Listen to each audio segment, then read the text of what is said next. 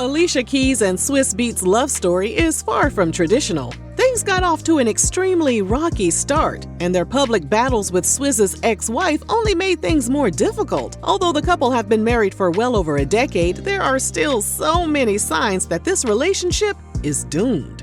Before we jump into today's video, some people want it all, but I don't want nothing at all. If it ain't snacks, baby. If I ain't got snacks, baby.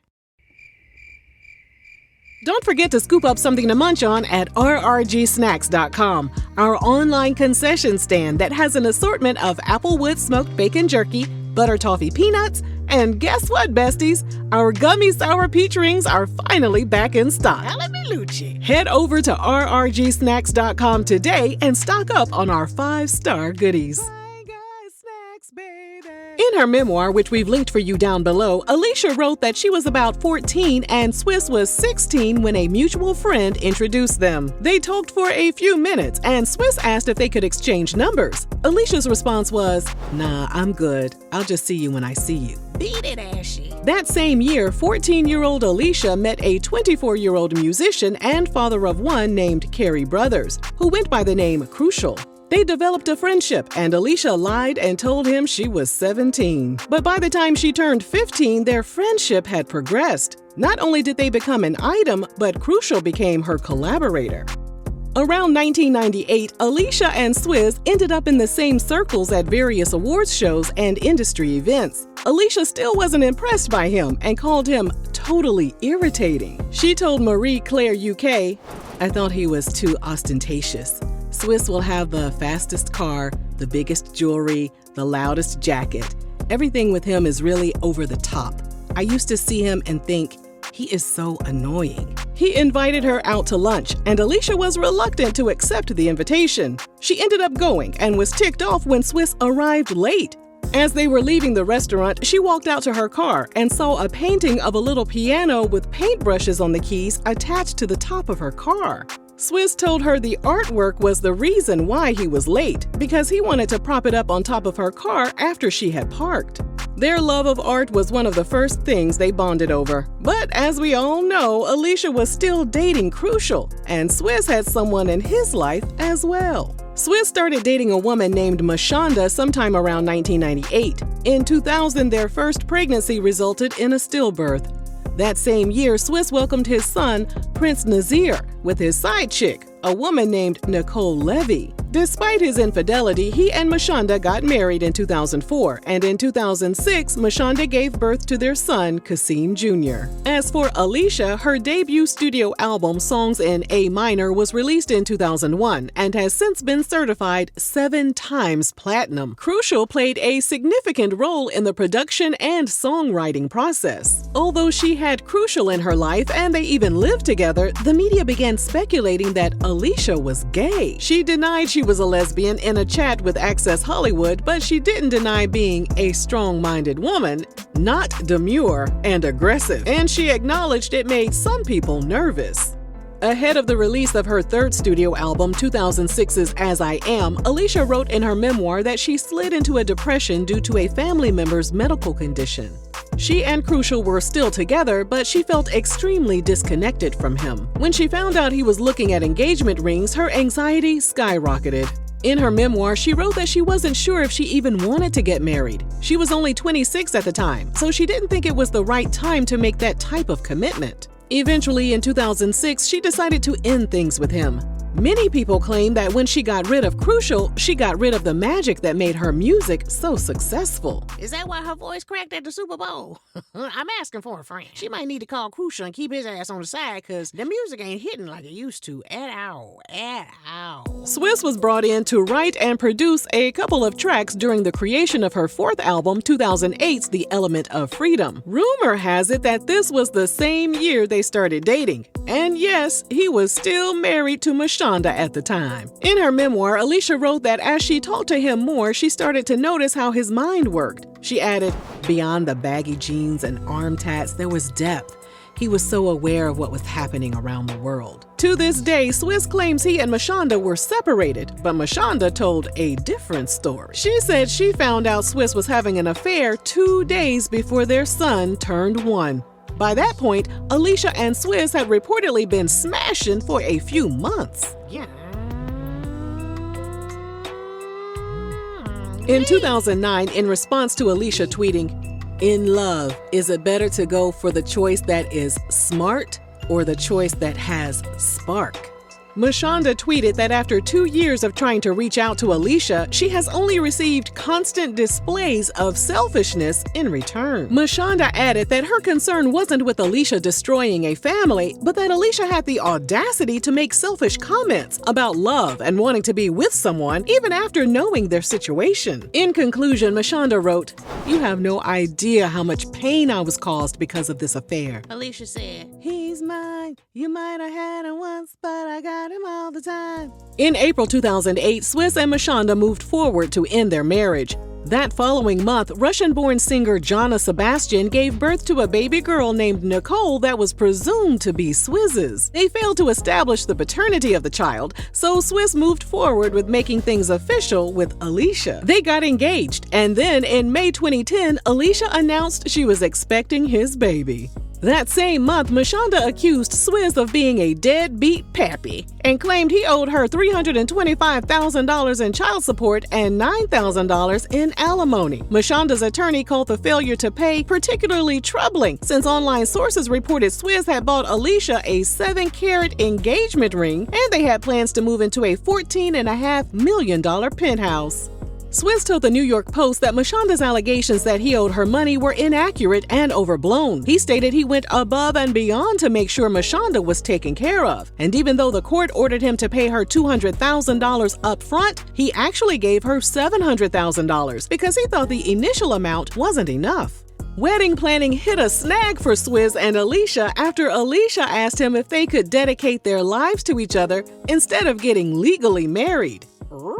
She said, "We can create our own document stating what kind of relationship we want and sign it ourselves."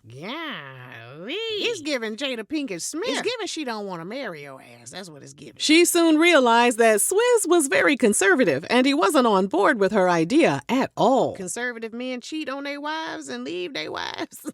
Have side pieces too, Swizz. Before they could celebrate their 1-year anniversary, Swizz flew to London with Alicia by his side. He took a paternity test for his alleged love child he fathered with singer Jana Sebastian, and it was determined that Swizz was indeed the baby's pappy, making him a father of 4 children by 4 women. Things were still a hot, stinking mess between Swizz, Mashonda, and Alicia.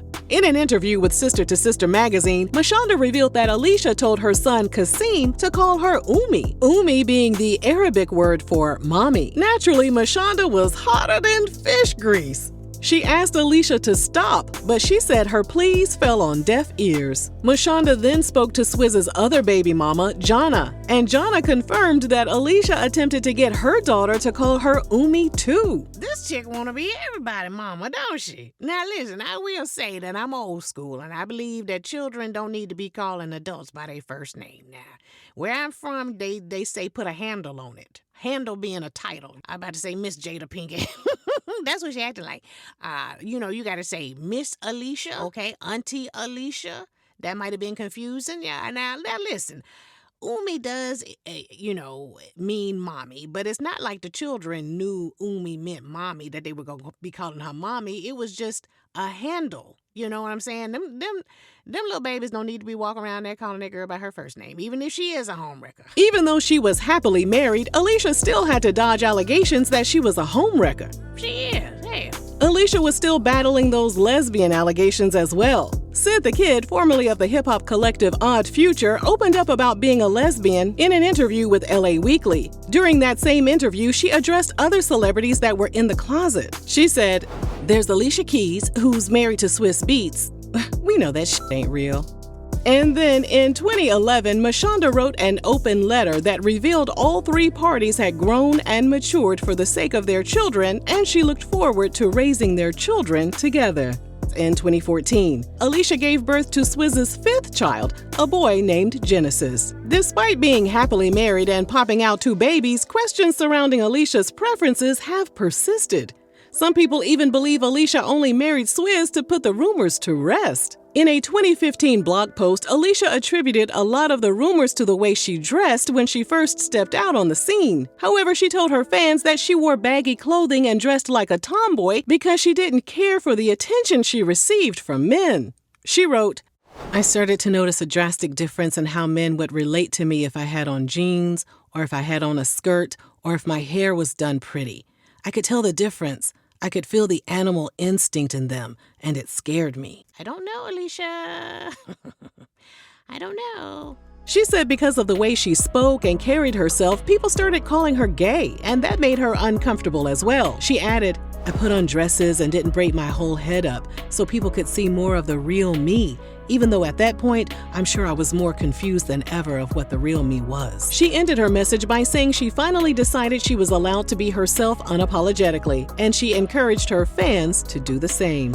But then in 2016, she released a song called "Where Do We Begin Now?", where she seemingly sings about a female lover. In the song, Alicia sings, me. What they gonna do 'cause we the same sex? And we're spending all this time. This could be the love we ain't made yet, even though it's on my mind. Alicia has yet to address the lyrics. I bet. These days, things are better than ever between Mashonda, Swizz, and Alicia. Alicia said, "We love each other. We hang out with each other. We go to dinner together. Our family is one big, beautiful family. It is a beautiful partnership." Of course, messy online users started to spread rumors that Alicia, Swizz, and Mashonda were engaging in 3-way action. What in the Tiana Taylor is going on here? Mashonda has denied those allegations. Reality hit for Alicia and Swizz during the pandemic. She told People magazine that they were forced to slow down and had to see each other every single day for the first time in a long time. Alicia said, "We looked at each other the other day and were like, so this is what it's like to be married." They decided it was best to give each other some space. However, they always checked in on each other to make sure everything was A-OK. Yeah, give me time to go, see my girlfriend. I'm just playing, Alicia. These just jokes, girl. These just jokes. They just jokes. Swizz says the key to their happy marriage is that they never argue. He told Culture Mag that they never even raise their voices. He added that where he is weak, Alicia is strong, and they fit perfectly together. He told MTV News that their relationship is a blessing and their union was connected spiritually. He said what they have together is much stronger than just love. It's something so amazing that he can't even describe it. In the end, he said Alicia makes him a better man. Even though Alicia can't dodge the homewrecker allegations and the rumors about her sexuality, she appears to be more in love with Swizz than ever. Social media users are convinced that one day this marriage will implode right before our eyes because, as they say, how you get them is how you lose them. However, over here at RRG, we've just decided to sit back, mind our business, and eat our snacks. Bestie, you so damn messy. And I love it. Because you know I'ma say something. I'ma say something. If you enjoyed this video, let us know down below. And thanks for watching RRG.